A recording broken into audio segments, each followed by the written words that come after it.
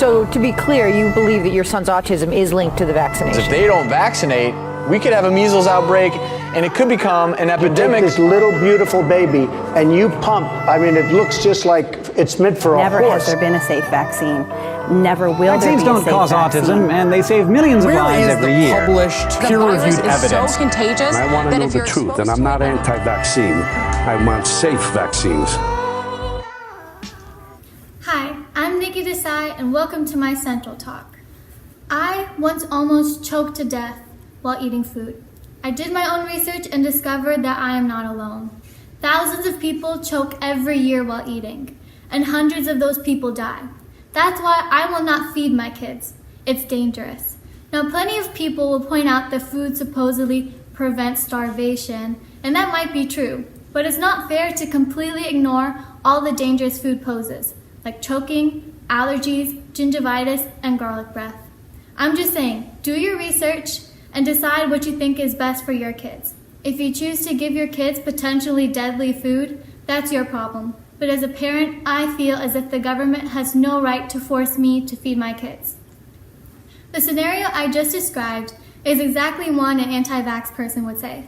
They start out with a situation that occurred to them, reads inadequate research, and then chooses not only to not vaccinate their children, but also try and convince other people not to vaccinate. Listening to the media, you can really start to get confused on what the deal is with vaccines because there are so many contradicting points made. There are generally two sides in this conversation, pro-vaccine and anti-vaccine. And today I'm going to discuss the claims of each side and try to educate you more on this topic. So on what a vaccine is. To put it simply, a vaccine is the introduction of an inactivated virus that allows your body to see it, to get used to it, and to build up its defense and be protected if the real thing does come along. The first claim that many people make is that doctors and healthcare workers make money by convincing you to vaccinate, and that's not true. Vaccines are not just extra cash in doctors' pockets. Most of the money from vaccines are put towards universities for more research. The first claim that many people make is that doctors and healthcare workers make money by convincing you to vaccinate, and that's not true. Vaccines are not just extra cash in doctors' pockets.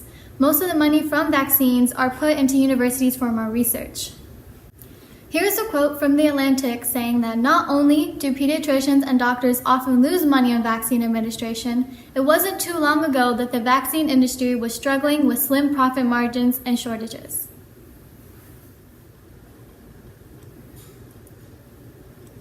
It's as heart-wrenching as it gets, autism in children. Well, the vast majority of medical experts insist that vaccines are generally safe. You're going to stand on the stage and say that vaccines and autism are unrelated? It is the most bogus.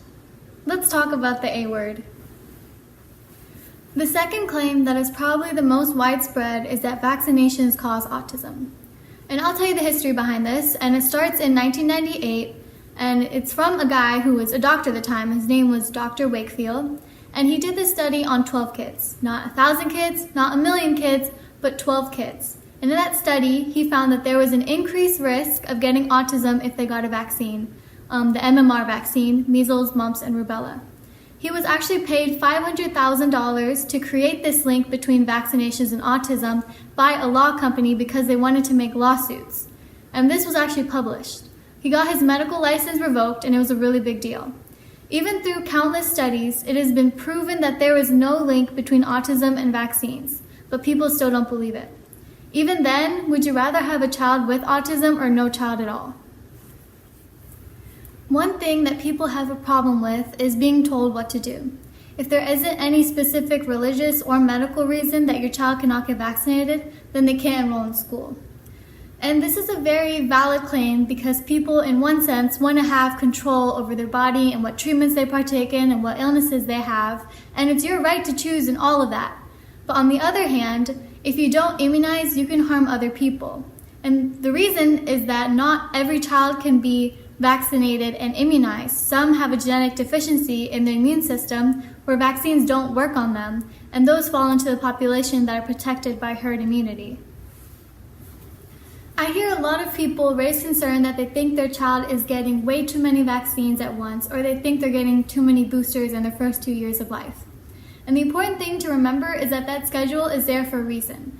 It's not based on one person's expert opinion. It's based on data, quality studies that prove that this is the best way to deliver vaccines.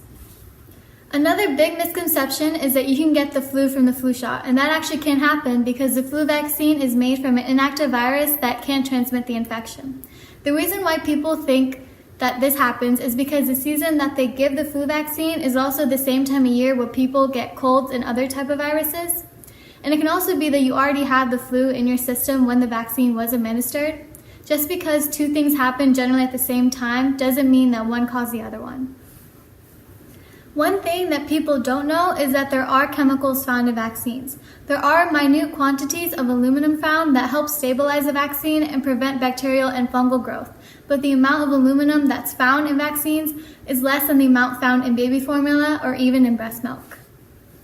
Just like everything else in life, vaccines do carry risks. Most of the reactions are like minor redness and swelling where the vaccine was administered, or mild fever, nothing serious. There are more serious reactions like anaphylaxis, which is a life-threatening allergic reaction, but it happens in less than 1 in a million cases and can be fully reversible by a healthcare professional. There are always risks and benefits when it comes to a situation. And when it comes time to make a decision, most of the time you have to make it with incomplete information. But it's your job to find the best incomplete information and use that to make a decision. In this case, for vaccines, we may learn something new about vaccines in the coming years. We may learn that they weren't as good as we thought, or there are more adverse effects that we haven't thought of. But right now, the information available to you right now shows that vaccines are good. They have a higher benefit than risk, and they protect us. So no doubt, vaccinate yourself and your kids. The effectiveness of vaccines have given us the luxury to believe that we don't need them. That is, they work so well, many of us do not know or understand the real and massive ramifications of these diseases. Thank you for listening to my TED Talk. I hope you learned something valuable. These are the sources that I used. I used vaccine.gov, cdc.gov, and vaccine.procon.org.